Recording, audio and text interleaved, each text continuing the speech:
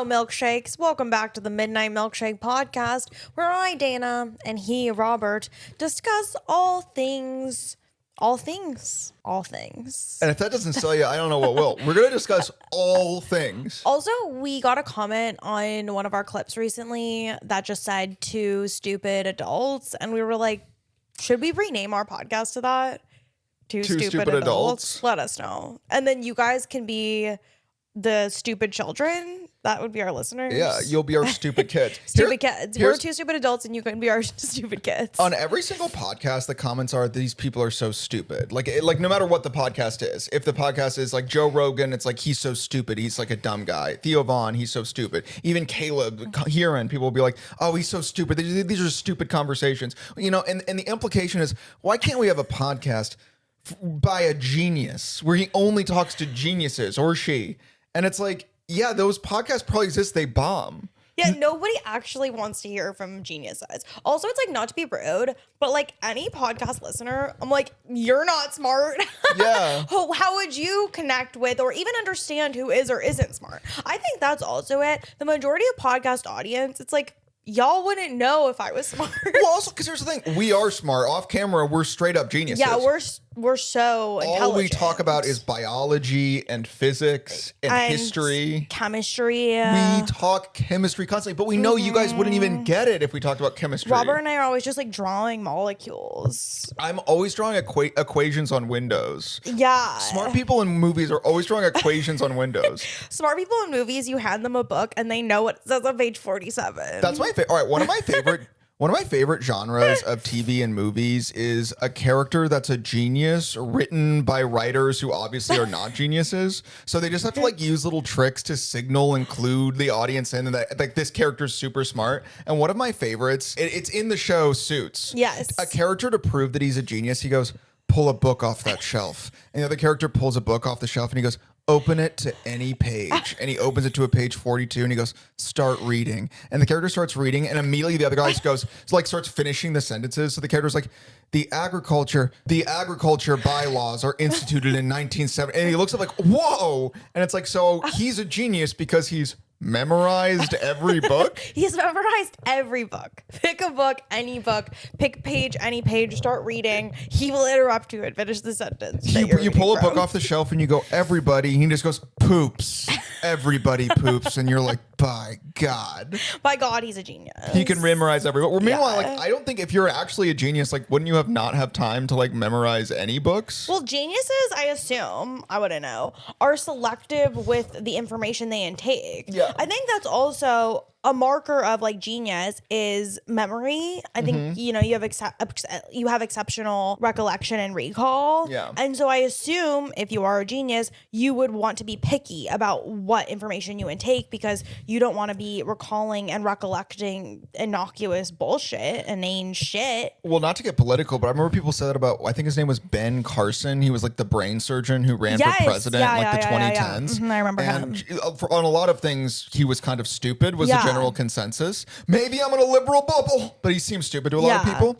And I think I always remember thinking like that makes so much sense because if you're like a top level brain surgeon, you've had zero time to do anything or learn anything or engage with anything that's not the human brain. Well, that's the whole thing with being a savant. Yeah. Is that you're an expert in one subject and then you're like low-key stupid as fuck in every other subject. Okay, I always say this about Robert, but Robert has so many like really specific blind spots. Like I would consider Robert pretty smart generally speaking. And I do think that Robert is a dilettante in that he can converse somewhat intelligently on a myriad of topics, but we were at a park, like a national park the other day, and obviously at these national parks they have bear-proof trash cans, which if you know, they're the kind of trash cans that they're like a little puzzle to throw away your trash. You have to push something in and pull it up, and Robert for the life of him could not figure out this bear-proof trash can, and I was like looking at him and I'm like, this man is dumber than a bear. And he also couldn't figure out how to turn off an Alex Earl light, which are the influencer lights that you clip on your phone. And it's like, okay, so you're dumber than a bear and you're dumber than Alex Earl. Okay. But Alex Earl's a genius. Can I make a counter argument? Grab any book off that shelf. Midnight Milkshake. If I'm so dumb, then how come I've memorized Harry Potter and the Chamber of Secrets? How come he's memorized Harry Potter and the Chamber of Secrets? I'm gonna push back on this slightly. Yeah. So first, okay, my defense for that is I had never used these objects before. I had never encountered a bear-proof trash can. I had never encountered an Alex Earlite. So you're getting on your high horse. It's not like now I've used that bear-proof trash can since, no problemo. I can probably turn off an Alex Earlite now. Like, it takes me one try. Yeah, but I'm just saying that blind spots exist. But I don't even think that's a blind spot because like once I see it, I get it now, and now it's no longer a blind spot. I also I'm just point saying out, I don't think anyone ever had to teach me how to use a bear-proof trash can. And maybe that makes me a genius. no, well, if even by your own logic, it would only make you smarter than a bear. Yeah. Yeah. Yeah.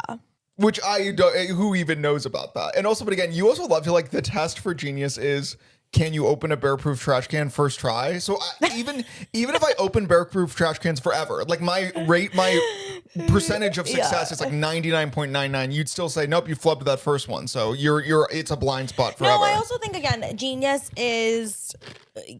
can be measured by your ability to learn quickly. That's aptitude. Yeah. Is your ability to pick things up quickly. But it's not even something to pick up. It's just like, oh, I had never encountered something. I encountered it once and I instantly learned. I'm being punished because I've never used a bear-proof trash can. But that's what IQ tests are. You encounter puzzles and like logic conundrums that you've never seen before and you solve them. Okay, well, there's a dog gate in the kitchen. There's like a little gate. It comes up to under your knees. Dana trips over this thing every freaking time. So what? Now That's is not that a the standard? test of mental agility. That's just a test of physical coordination, which has nothing to do with my brain. I would argue the fact that it's every time, and we've lived here 7 months or whatever, you trip over that every time. I would argue that at a certain point, if you can get on me for failing the bear-proof trash can test time 1, I can get on you for failing the just remember to step over the dog gate test time 500. Okay. Oh, well, now we don't like it. Now it's not fun to do tests. That being said, in the TV show opening scene in which I'm a genius, it's going to open with a bear-proof trash can, and I'm going to look at it and go, I've never seen one of these before, and then I'm going to be like, that's how the audience will know. So if you were in the opening of Suits, Yeah. and he's like, why should I hire you to be one of the suits? You're going to say, come with me to a national park. And let me look around the campgrounds for a specific type of trash can. Exactly. Anyway, yeah, I do think it's funny that the top comment on every single podcast club I've ever seen is always they need to make podcasting equipment more expensive. And it doesn't matter what the podcast is or how popular the podcast is. There's always someone who's going to think whoever is on the podcast is the R word. But if you make podcast equipment more expensive, though, it's like that wouldn't make it like so only smart people get podcasts. That would just make it so only rich people get podcasts. And most rich people are idiots. That's true. As we've discussed, because most rich people, it's like they can only think about the thing that made them rich, which is often their mom and dad. So they're too they can't be smart. They're too busy thinking about mommy and daddy. Yeah, they're too busy with their Freudian indulgences. Yeah. Anyway, so I was going to tell you about the draft because you don't know anything about the draft. Another way in which I'm a genius because I just looked up the draft and so now I'm an expert on it. Would you like to hear about it? Well, yeah, I did just want to preface this. I did hear that they expanded the draft eligibility requirement. So now more people are able to be drafted. So maybe this will be the last Midnight Milkshake episode that's not from the front. So that's actually technically not true. So that's the fact that we even thought that is a result of fear mongering and a lack of education and Google searching. But basically right now, the law is that there's this thing called selective service system. And I guess it's the law and has been the law, which I didn't know, that once you're from ages 18 to 25, men are required to register every year to theoretically be eligible to be drafted if there's war. I don't think it's every year. I think it was just when you turn 18 because I did have to register. Okay, when you turn 18 and then well, apparently it is every year. That's what it says on the sss.org website. Oh, okay. Also, it's interesting that it's called SSS. Well, yeah, it's not the SS, it's the SSS. Yeah, I just feel like it's, like you should make it different. Yeah, like why would you even want to be anywhere near that? Exactly. It's like being like, yeah, I just joined the KKK. Don't worry, it's the KKKK. I just joined the SSS. It's the SSS. What are you, absurd? Anyway, selective service system. So allegedly, you have to register every year from 18 to 25, which you haven't been doing, or you didn't do. I don't think it's every year. I think it's once. It says online. I registered once when I turned 18. Whatever. Basically, so here's what's been changed. Is starting in December, the SSS, that'll become automatic. Okay. So even if you are 18 and you don't register, you will be automatically entered. So that's one thing that's changed. Another thing that's changed is that the enlistment age has been raised to 42. So you can enlist as late as 42. But in order for the draft age to become above 26, they would need new congressional legislation, which I guess talk of that has been floating around. So I can't get drafted. You can't get drafted. But I could enlist. But you could enlist. I have another 11 years to enlist. You have another 11 years to enlist. I don't think I'm gonna, though. I mean, I wouldn't recommend it for you. Yeah. But like we said, so basically, Robert and I were having kind of this hypothetical discussion because we thought that the draft age had been raised to 42. So we thought that there was a world in which Robert could be drafted. And here's the thing. If Robert got drafted, I would want to go. I'd want to come. Because you'd have FOMO. Because I'd have FOMO. Yeah. I wouldn't want Robert to like get to have this like new cool experience without me. And even if that experience, by the way, is hellacious and really hard and difficult and challenging and deadly, it's like that would also, you would have FOMO about that. Because like suddenly I'm getting all these anecdotes, I'm getting more interesting, and you're just sitting here eating PB&J and watching TV. Well, yeah, we also all know that character is built through struggle, and the idea that Robert's character would be built above mine stresses me out. I also know that I thrive in these kind of underdog, tough situations. Robert and I always joke. We know we thrive as the underdog. Thanks for teaming me up. My joke is always just like I've always thrived as the underdog. I've always thrived as the underdog. That being said, it would be great to one day find out if I also thrive as not the underdog. It'd be great if I could even just like regular dog. Bring me back to zero. It's like, yeah, I really do well when all the odds are against me, but hey man, wonder if I would also do well if maybe at least some of the odds were not against me. That being said, if Robert was drafted, I'd want to go. I wouldn't want him to, face struggle and therefore character development without me. I would want to also be facing struggle. And because I'd come back, I'd be so much more interesting than you. Well, I think that kind of goes to your point about how people say that Gen Z could never be drafted.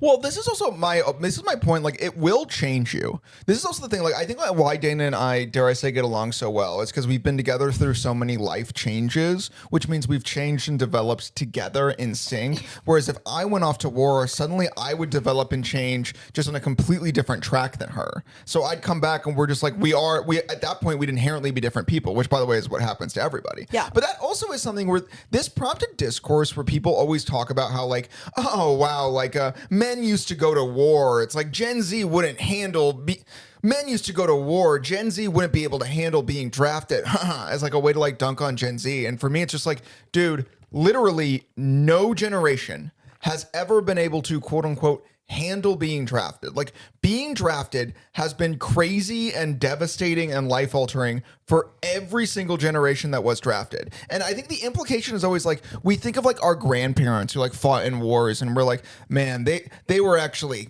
ready to be drafted because they were stoic and they had values and they were serious. And it's like, yeah, that's after they got drafted. You know what I mean? They were made stoic and made serious and given values. You know what I mean? Yeah. That was their stoicism was a byproduct of them being forced into the war at 18. Well, also what you read is like respectability of like this elder generation and quiet dignity. It's like that's silent trauma. Do you know what I mean? Well, again, the silent generation, that's what they're called. Our grandparents' generation.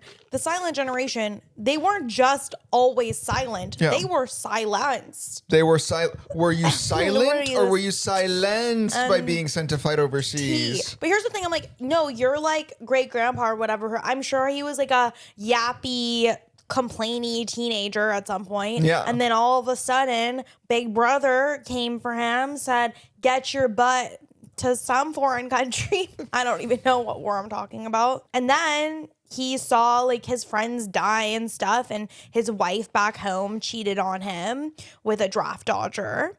And suddenly, yeah, he's stoic now. Just so you know, before they were drafted, everyone's grandpa talked like Dana. They talked exactly like Dana. They were like, I don't want to be drafted, but I guess if my friends get drafted, I don't want them to have an arc that I'm not a part of. I want to have my own arc in concert with those being drafted. I don't want to just stay home and have to frick a draft dodger. I don't want to stay home and frick a draft dodger. But then they go to war, they get drafted, they go to war, and they come back and they're just silent, staring at the wall, ignoring their wife. It's like, if you're going to be silent staring at the wall, I want to be silent staring at the wall with you. You want both of us to be silent staring at the wall. I want us to have PTSD together. I want us to have JPTSD, joint post-traumatic stress disorder. JPTSD. Yeah. CDPTSD, codependent post-traumatic stress disorder. I do just imagine like I would get drafted. So I get drafted, you know, whatever. Like I'm going overseas. I'm like, this sucks because I hate war. I'm over there. And like I'm in a trench. For some reason I get drafted to like the World War I, the trench kind. And I'm just in a trench and like bombs are falling and I'm terrible. And I look up and it's just Dana like sipping from a hydro flask. Like, why do you think you could do this without me? I'm like, am I hallucinating you? You're like, no. I got a brand deal with a smuggler. They took me to the front lines. I just have to post 2 reels. Dude, I will be posting reels from the front lines, guys. That being said. Well, people do.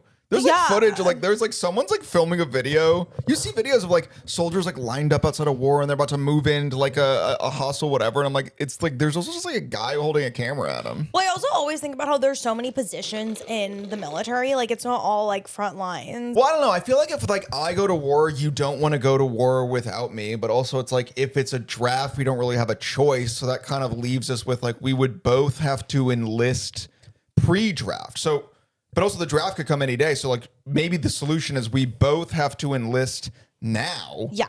And then we can come in and be like, yo, you need to, and have our list of demands. Like, what do you think those demands would even be? I think that we should demand that we can like live together. Okay. Like that's our thing. I think we should demand like a nice house. Okay.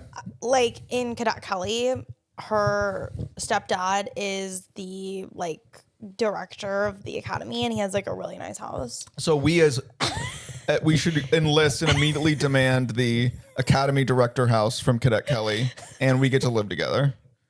Yeah. And also we like to sleep in, so we don't want to wake up early. Yeah, I'm not waking up early.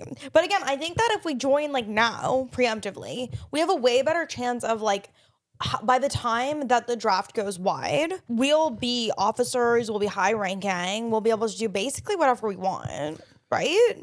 Yeah. The military is known for its extreme freedom. Well, we would rise in the ranks, and then we'd have enough power where we could abuse it. So we want to go in and say we want a massive house, we want to live together, and we want to be given enough power that if we abuse it, it won't matter. Yeah. Just so you know that when you make those demands, they check a box that says frontline cannon fodder. The recruiter will go like, oh, great, sure. And then he just checks a box to be like, send them through the minefield. Well, I think if I'm being realistic, like our plan is we go enlist together and we say like, what can we do to rise the ranks so that we can make sure we are together in a cushy sort of like social media capacity. And they're going to say, what do you do to rise the ranks in the military? You obey orders and never complain. 2 things that you famously struggle with. I just think there's a lot of room for improvement in the military. Yeah. Like, and that they should all be doing social media. I honestly do. I'm like, and maybe I'm crazy. Maybe I'm delusional here.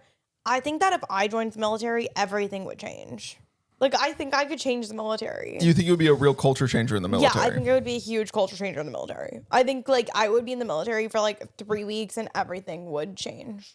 3 weeks? Yeah, I think after 3 weeks, I would completely shift the military culture. Here's the thing, the military would shift me.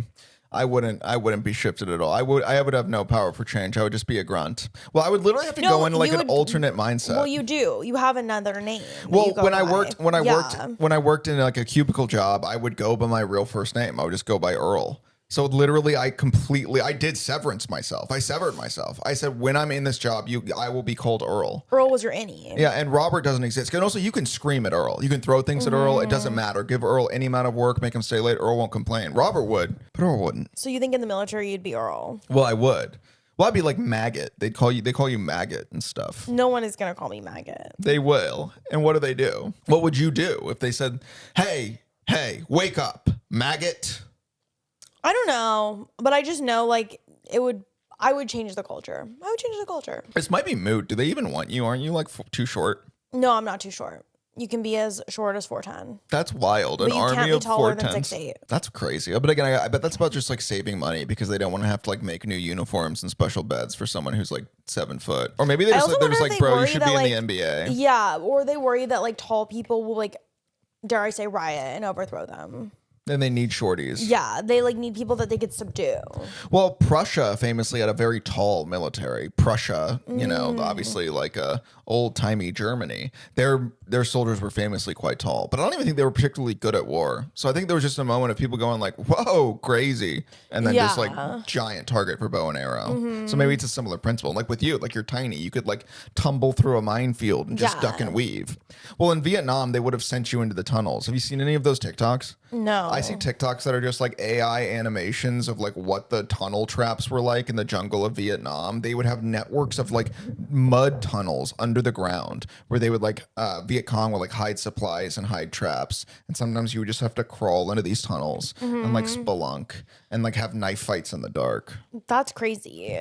That'd be your job. But I want to be with you. So if you can't fit in the tunnel, I don't want to go in the tunnel. I'm in the tunnel. If you can come to the tunnel, then I'll do the knife fight in the tunnel. I'm in the tunnel. Yeah. I'm more scared than I've ever been. Each movement like ups my heart rate. I'm just shaking, and I just hear like suddenly in the dark, I just hear like a tug of my foot. And you're like, it's dark in here. What's going on? It's so dark in here. I'm like, Dana, what the fuck? You're gonna give away our position. I'm like, to who? Another girl?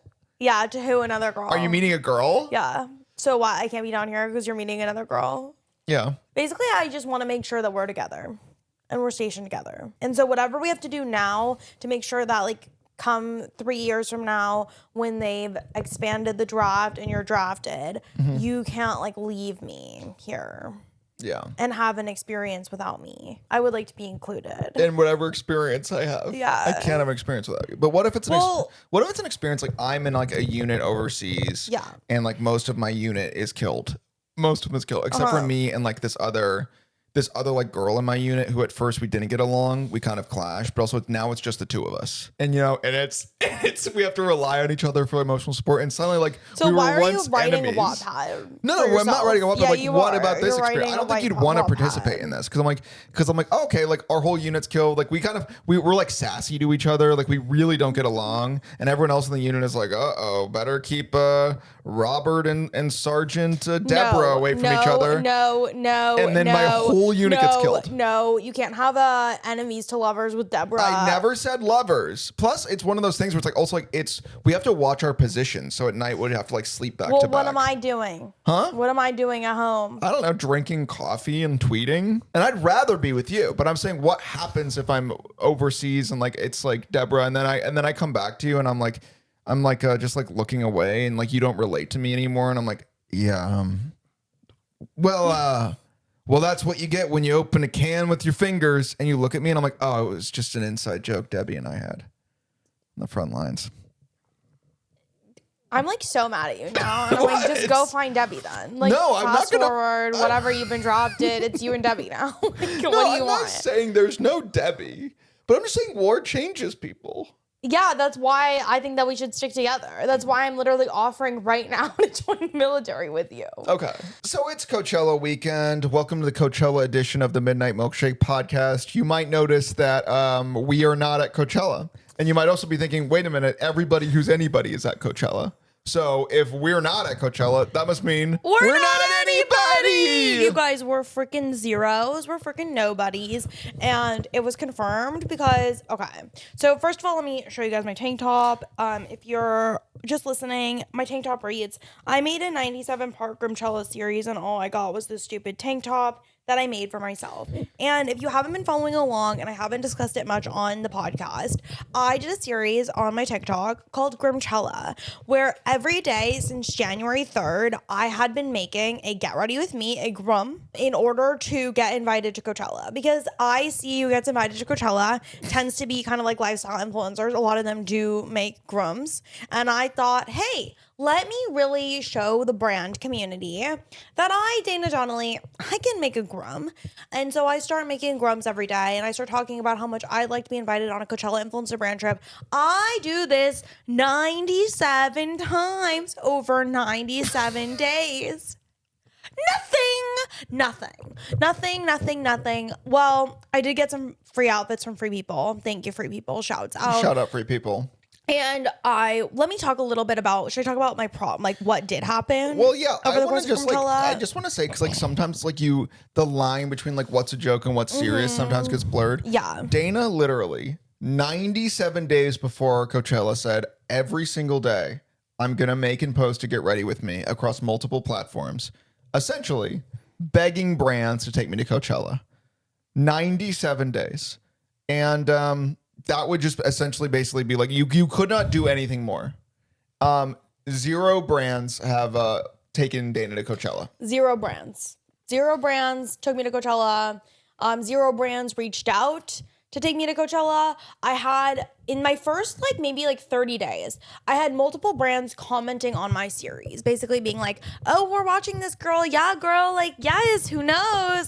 Breadcrumbing the fuck out of me. And I wasn't born yesterday. I know, they were just keeping me on the hook. They were trying to benefit off the virality of my series. And I will say, this was a pretty viral series. I did 97 parts, probably a fifth of them were pretty viral, as in over probably around 10K likes vibes. So the series overall did pretty well. I did have on day 30 a fake offer. There's this gambling brand. I'll just shout them out because who cares? Well, it's Kalshi. It's Kalshi. So Kalshi, the destroyer of our world and our economy and the minds and hearts of young men. Allegedly. We are the one alleging it, but allegedly, according to us alleging it.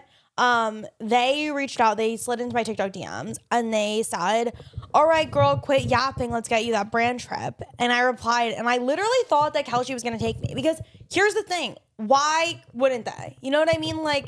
That I am an unorthodox influencer. They are kind of an edgy, unorthodox company. But it turns out they were even more edgy and unorthodox than you were thinking of. Because I said, yeah, oh my God, I'd love to. And they said, psych, get a job. They sent me a meme that said, psych, get a job. They sent me a meme that said, psych, get a job. And I was really taken aback because again, it feels like when in 6th grade, the cool boys pretend to be homies with you, an experience I've also already had. So to have that kind of experience again at 30, it's I don't need the character development from that kind of experience. I already had that, Yeah. It was just really hurtful. And I really did think that Kalshi was going to take me. And yeah, and that was the only offer I even had, and it was a fake one. The only offer you had was a mockery. Yeah. Now, here's what I will say. I think in defense of brands, which I love to do, I love to defend brands. You love to defend brands. If there's anything about me, I love to side with the corporation against my loved ones and my family. Yes. To defend brands, I think maybe people interpreted your series as satire, which in some ways it kind of was, but in a very real way, you did want a brand to take you to Coachella. In a very real way, I wanted a brand to take me to Coachella.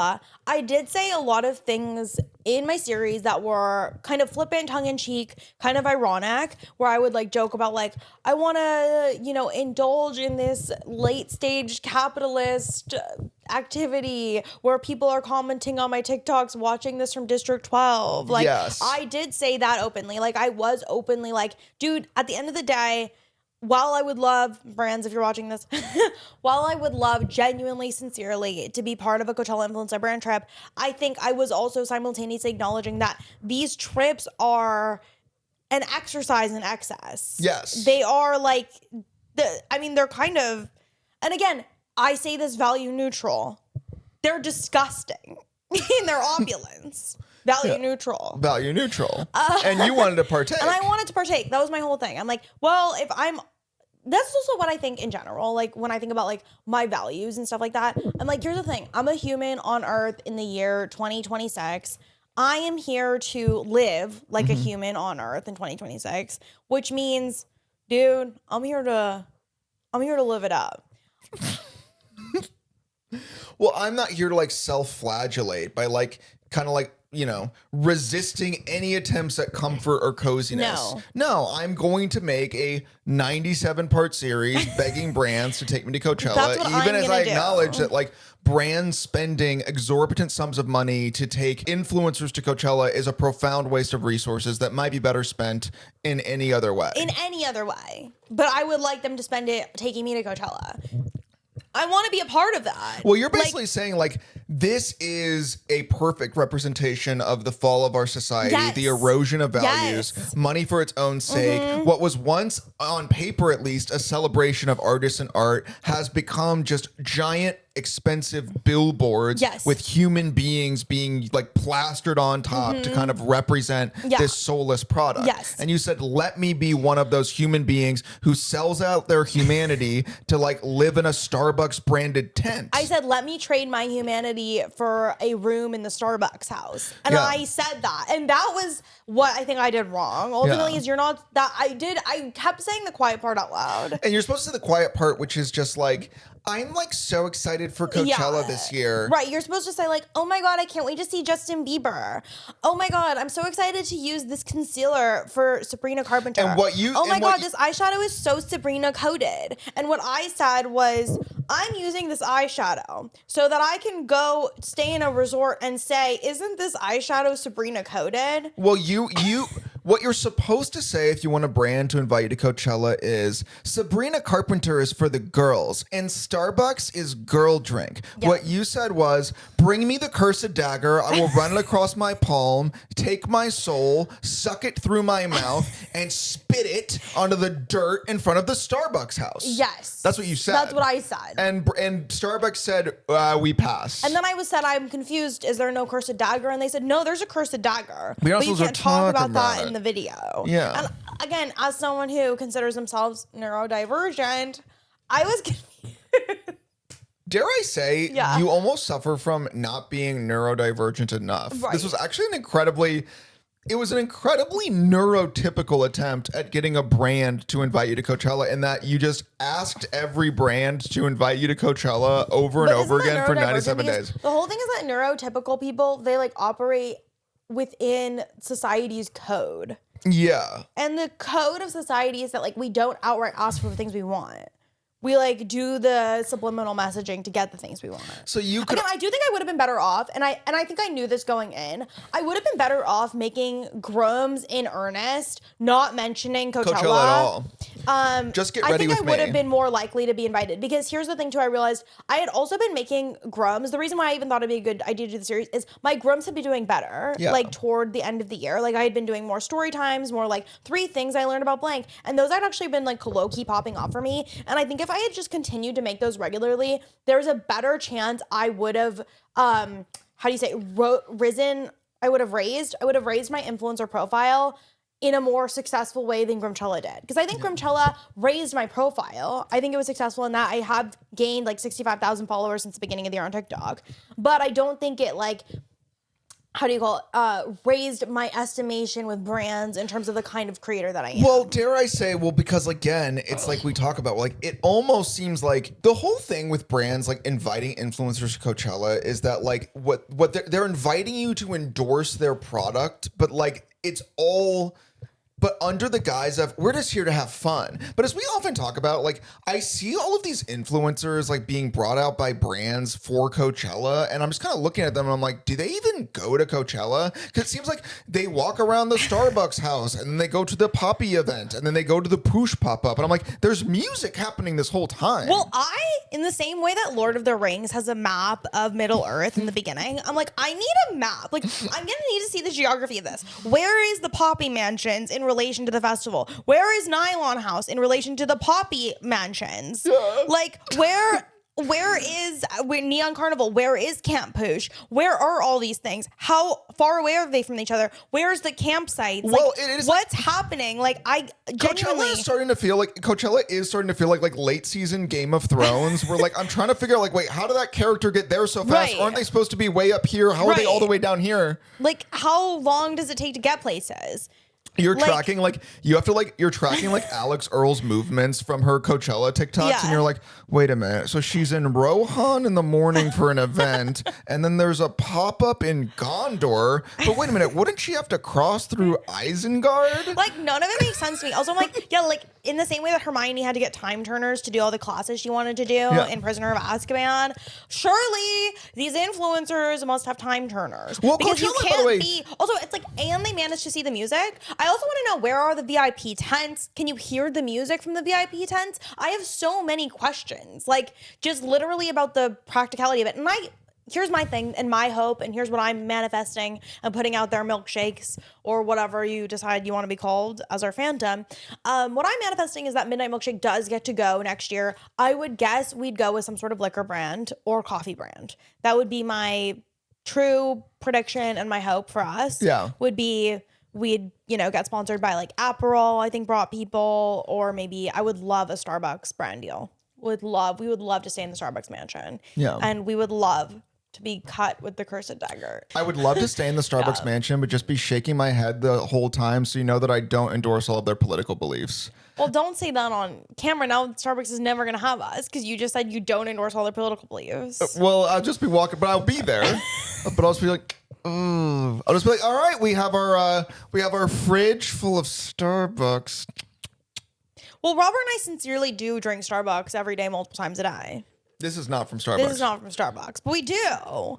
Like, I'm just like I know I'm a more authentic Starbucks influencer than a lot of the people that I'm seeing there. I will say, right after your 97-part series to try to get invited to Coachella failed for all intents and purposes, you were watching TikToks of other influencers walking around the Starbucks mansion, and it was like it's like getting dumped and then watching your ex's content with their new girlfriend. No, and your ex's new girlfriend is Bella Hadid. Yeah, that's what it is. Okay, dude, I literally think that's how I feel. I truly, every Coachella TikTok I see, bite or stop, of a brand that's invited influencers. Here's also my real beef. And again, I know that it's not a meritocracy. Like, I understand that influencing is not a meritocracy, and I think there's a lot of people who have better engagement than me who also didn't go. But I know there's people with like way worse engagement than me, no tea, no shade, who got invited by a brand. And who are there right now with a brand. You know what I'll say to you? I'll say goo goo gaga. I know. Wine, little baby. Wine. Poopy in your diaper. There is poopy in my diaper. That's the truth, though. And yet Pampers got crickets from Pampers. This is you getting escorted. This is getting escorted out of the Aperol headquarters, being dragged by security. You're like, but my numbers, when I begged you to take me, were good. And they're like, yeah, you're the weirdest person of all time. So yeah, we weighed your engagement against the fact that you're the weirdest person we've ever seen. But I'm also like not weird, and I'm really pleasant to be around. No, you are. But also, like, I'm sure there will be an invite in your future. But also, okay. Also, this kind of brings me back to the military thing. Do you think that there's like any opportunity for an army assignment where we go to Coachella? Do you think that we could be like the Army's Coachella ambassadors? Do you think if we enlist right now? So, just like, how low are we trying to go here? We get like drunk strangers on shrooms. We're there to enlist them in the military. No, not enlist them. They're just there to like represent the army. What do you think representing the army means? It's getting people to join the army. The army's not just trying to get brands. But every brand deal is like, if I'm going with Poppy, I'm trying to get people to drink Poppy. Yes, but I would argue that like if someone wakes up tomorrow and they're drinking a Poppy, that's a little different than someone wakes up tomorrow and they're wearing camo on a chopper. They're like, what? Huh? They took one too many shrooms at Coachella and they woke up on an army chopper and on a 4-year contract. It's all character building. All because they saw the girl who did Grimchella's and they wanted to make small talk. All right. I didn't consider the recruitment angle. Yeah. I was kind of just like saying like, oh, have you guys heard about the army? That's how they recruit. That's how they get you. It's the start. Like, I thought we were just going to like make the army look like chill. Yeah. Why would you want them to be chill? So that you would go join the army. I didn't think about that. That's what the whole thing is. Yeah. Okay. Tell you what, you would think the army was inviting you to Coachella and they would just take you to a different desert. They're like, you're like walking and you're like, I just want to get invited to Coachella. And the army's like, oh, did I hear you want to go to the desert? We'll send you. We'll pay for it too. And you're like, sign me up.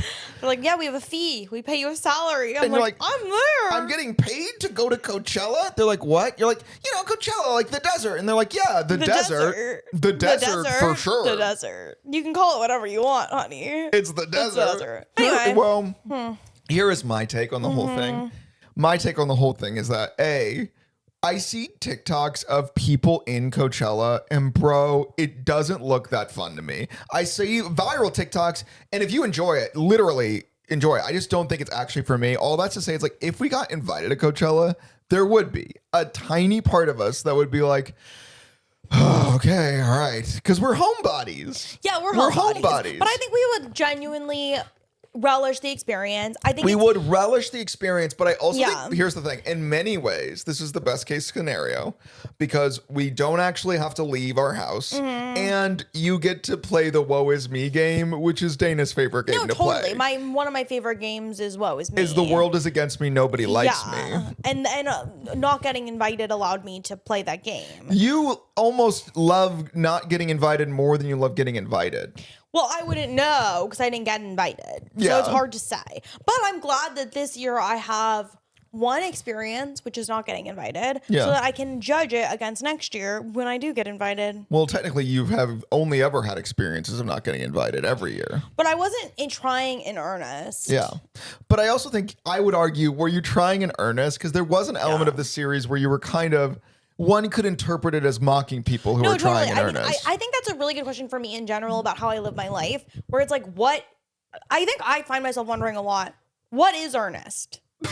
It's not that. And then I was thinking about the movie, The Importance of Being Earnest, or I guess it's a play. And I'm like, I was trying to remember what it's about. And I'm like, I think it's just about like how the name Ernest is weird. Yeah, for sure. Anyway, but like I don't even know. I don't even think I know how to be earnest, to be honest. Like I don't think I know. Well, I think lot of everything times I do is just like tinged with irony, and I don't know how to stop that. Well, you'll say things in earnest, but they sound like a joke. Yeah. Like, okay, like say like, I tried everything, but your grandpa's just not gonna make it. I tried everything, but your grandpa's just not gonna make it. That sounds like you're like annoyed the family's bugging you. I tried everything. I tried everything, but your grandpa's not gonna make it. And they'd be like, can we talk to a real doctor? And I'd be like, I am a real doctor. And I'd be like, really? You graduated medical school? And I'd be like, yeah. See what I mean? Yeah. And again, it's not your fault. No. And I dare I say it's essential to your charm, but everything you say does carry with it like a wink, wink, nudge, nudge. Yeah. So I don't know. Like it's difficult for a girl like me to get the things I want by saying, hey, I want this. Yeah. But yeah, I don't know. So well, I don't like you said, you have to seem somewhat aloof. You have to seem somewhat uncaring. Aloof, but you also have to, it has to be the mix of like aloof, but also like grateful. Like they don't want like girls who are like, who act like they're too cool. They want girls who like, they're like, oh my God, I love Coachella, but it's like chill. Yeah. Like they're like, I'm here with this energy drink brand, you guys. The house is so cool. Let me show you. Well, I'm seeing things too about Coachella where, all right, all the content I see about Coachella makes me just like ask the question, is there a point where something becomes so unaffordable that it's nothing anymore? Do you know what I mean? Like, I'm all for, like, it's a music festival. Brands are always going to be included. It's always going to be a little bit expensive. But I'm seeing stuff. It's like 30 grand. Do you know what I mean? Yeah. For like a room. And it's like, oh, I booked an Airbnb 6 months ago. They're canceling the booking the week before so they can like, rebook it at quadruple the price. And I'm like, okay, so if zero normal people can go to this thing, then is this thing even anything anymore? Yeah. Is it even a music festival anymore? Or am I just at like a promo shoot for a bunch of brands? Well, no, I think that's a really good question. Like, at what point does it just become essentially like this is just a trade show for product? Yeah. Like, this is like nothing other than like a bunch of publicity stunts. Well, I would equate it to, say, like Disneyland, or people say this about sporting events, where it's like, if you price out the normal people who this event is theoretically for, like in theory, Disneyland is for parents and their kids.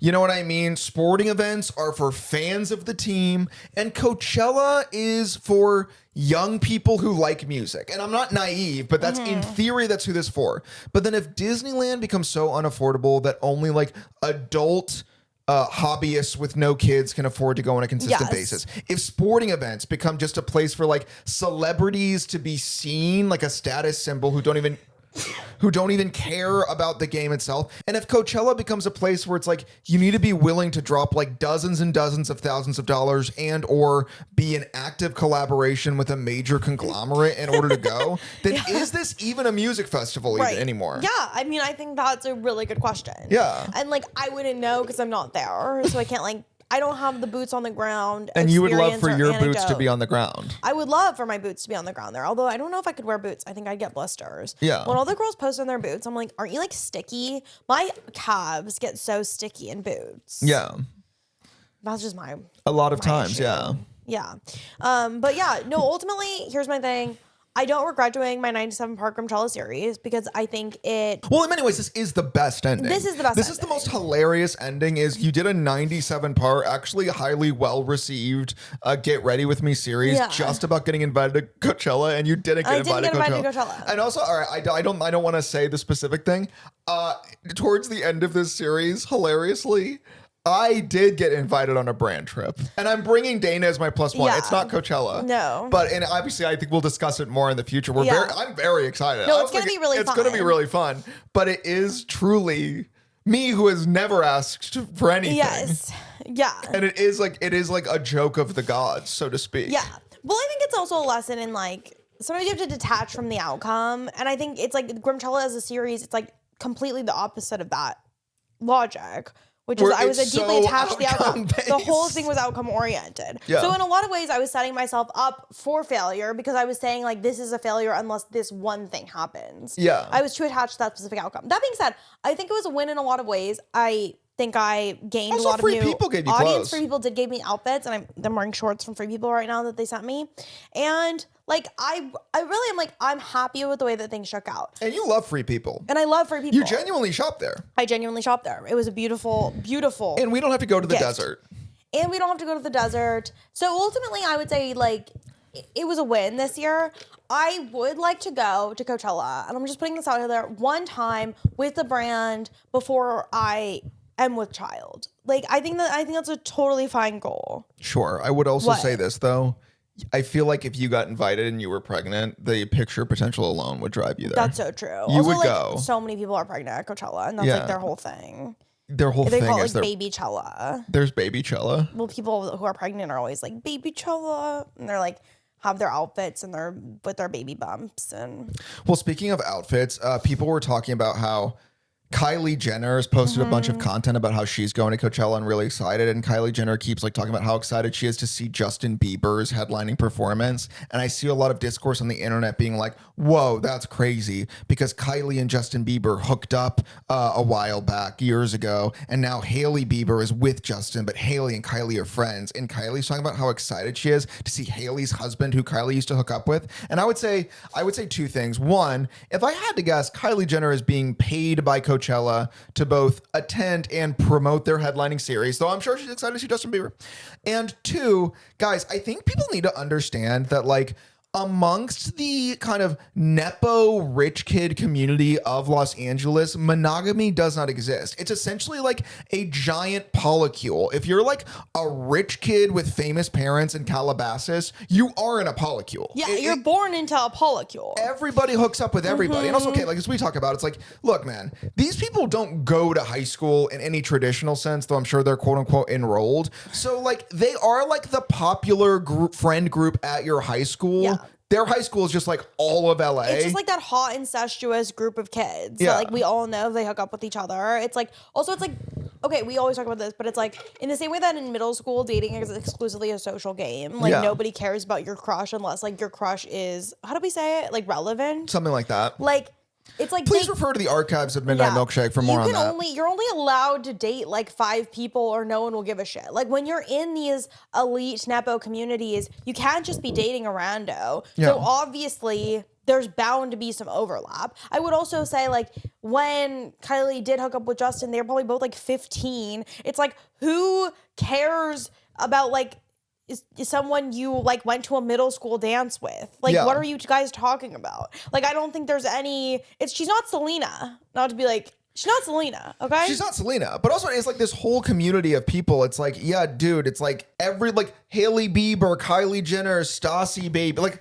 everyone in that oeuvre. It's like, I promise you, no one's like sensitive about like that kind of stuff. No, it's like, they're not that, it's not that deep to they them. play by rules that are different than us. Well, the only time anyone actually got ousted was famously when Jordan hooked up with Tristan. Well, because I would say that I think that was because it was generational. Because actually, it's like Tristan belonged to Chloe, who was not in that. Chloe was first generation famous. Do you know what I mean? Robert Kardashian aside. Yes. Where I'm like, so actually, it's like Jordan could have hooked up with whoever was with Stassi Baby or Kylie even, and it's fine. I think that when you cross generations and go to kind of the older gen, it's like if Jordan Woods or if Hailey Bieber had hooked up with Scott Disick, suddenly that's weird as fuck. Well, famously Sophia Richie was talking about Scott Disick, but they're not like friends with Sophia Richie, that crew. Also, Sophia Richie's older. No, she's younger than them. Than Kylie Jenner? Yeah, I think so.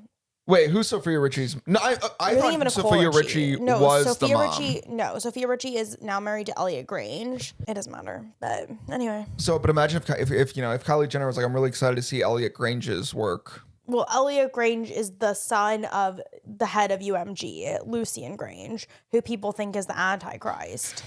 Well, thanks for tuning in to Midnight Milkshake. Thanks, Milkshake. It is whenever we talk about celebrities, we will also, end with I literally this. say that, like, I say at least 3 people a day are the Antichrist. Yeah, and I also say that that's widely a theory. Well, you always say, like, people are talking about how Julian Grange is the Antichrist. Lucian. Also, his name is the name Lucian Grange. It's like you want people to think you're the Antichrist. Why would you go by Lucian Grange? Lucian Grange. Like, that's a villain's name. I'm like, for all I know, Lucius Malfoy was based off of him. No. Actually, you know enough to know that's not the case.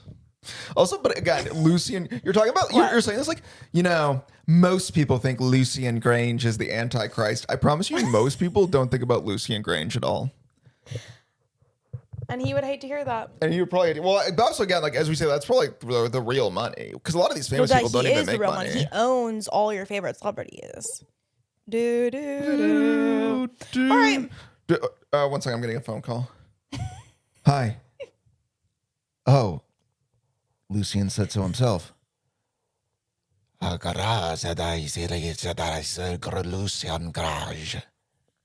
loyalty is set in stone. Hey, I think we should talk about something else. I feel like this Lucian talk is... Okay, if you actually had an in with Lucian, our podcast would be doing way better numbers. I guess, yeah, if you actually have an in with the Antichrist, what if you literally meet the Antichrist and you swear allegiance and you're like, hey, can you bump up my podcast? And they're like, oh no, we don't do that at all. I think that's what's happening in Hollywood right now. Genuinely, I think like people are like, hey, they're going to the devil. They're like, hey, so what about that deal we made? Like my podcast like isn't popping, and the devil's like, sorry, I can't help you. Sorry, I can't help you at all. That's clearly happening right now, and they're all freaking out. And then they have to do like an ad for. I don't know. They have to stay in the devil house at Coachella. Hey, I just showed up in the desert. I'm staying at Satan's abode. Oh, this is so awesome. He has flaming metal spikes. Everything is red. Oh my God, he has a fridge full of boiling hot piss. Wait, this is so fun. Oh my God, Katie, did you try the piss yet? You guys, this is Katie. She's another one of Satan's sluts. Oh my God, we have a great room where we can make content. There's demons in there that'll stick hot pokers up your nostrils.